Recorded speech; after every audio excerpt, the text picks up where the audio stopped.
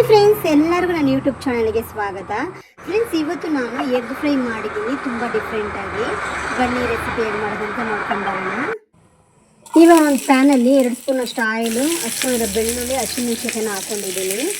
ಹಚ್ಕೊಂಡಿರೋ ಒಂದು ಈರುಳ್ಳಿ ಇದ್ದುದ್ದು ಹಚ್ಕೊಂಡು ಹಾಕ್ಕೊಂಡಿದ್ದೀನಿ. ಹಚ್ಕೊಂಡು ಒಂದು ಟೊಮೊಟೊ ಹಾಕ್ಕೊಂಡಿದ್ದೀನಿ. ರುಚಿ ತಕ್ಕಷ್ಟು ಉಪ್ಪು, ಒಂದು 1/4 ಸ್ಪೂನಷ್ಟು ಅರಿಶಿನ ಹಾಕ್ಕೊಳ್ಳೋಣ. 1 ಸ್ಪೂನಷ್ಟು ಧನಿಯಾ ಪೌಡ್ರು, ಅರ್ಧ ಸ್ಪೂನಷ್ಟು ಚಿಲ್ಲಿ ಪೌಡ್ರನ್ನ ಹಾಕ್ಕೊಳ್ತಾ ಇದ್ದೀನಿ. ಇವಾಗ ಇದನ್ನ ಚೆನ್ನಾಗಿ ಫ್ರೈ ಮಾಡಿಕೊಂಡು ಒಂದು 2 ನಿಮಿಷ ಇದನ್ನು ನಾವು ಬೇಯೋಕ್ಕೆ ಇಟ್ಬಿಡೋಣ. ಸ್ಲೋ ಫ್ಲೇಮಲ್ಲಿ ಮುಚ್ಚಿಡ್ತಾ ಇದ್ದೀನಿ. ಇವಾಗ ಇದನ್ನು ತೆಗೆದುಬಿಟ್ಟು ಫ್ರೆಂಡ್ಸ್ ಈ ಥರ ಸ್ಪ್ರೆಡ್ ಮಾಡ್ಕೊಳ್ಳಿ. ಈ ಥರ ಸ್ಪ್ರೆಡ್ ಮಾಡ್ಕೊಂಡ್ಮೇಲೆ ಮೇಲೆ ಸ್ವಲ್ಪ ಕೊತ್ತಂಬರಿ ಸೊಪ್ಪನ್ನ ಉದುರಿಸ್ಕೊಳ್ಳೋಣ.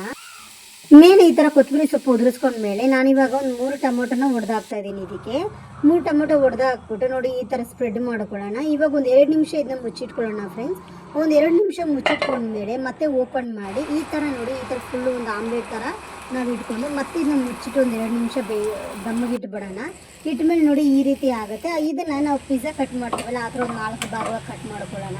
ನಾನು ಸೆಲ್ಫ್ ವಿಡಿಯೋ ಮಾಡೋದ್ರಿಂದ ಇದನ್ನು ನಾನು ವಿಡಿಯೋ ಮಾಡೋಕ್ಕಾಗ್ತಾ ಇಲ್ಲ. ಅದರಿಂದ ನಾನು ನೋಡಿ ಈ ಥರ ಕಟ್ ಮಾಡಿದ್ಮೇಲೆ ನಾವು ಇದನ್ನ ತಿರುಗಿಸಿ ಹಾಕೊಳ್ಳೋಣ. ನಾನು ತಿರುಗಿಸಿ ಹಾಕ್ಬಿಟ್ಟು ಒಂದು 2 ನಿಮಿಷ ಈ ಥರ ಬೇಯೋಕ್ಕಿಟ್ರೆ ಬಿಸಿ ಬಿಸಿ ಆಮ್ಲೆಟ್ ಫ್ರೈ ರೆಡಿಯಾಗಿದೆ.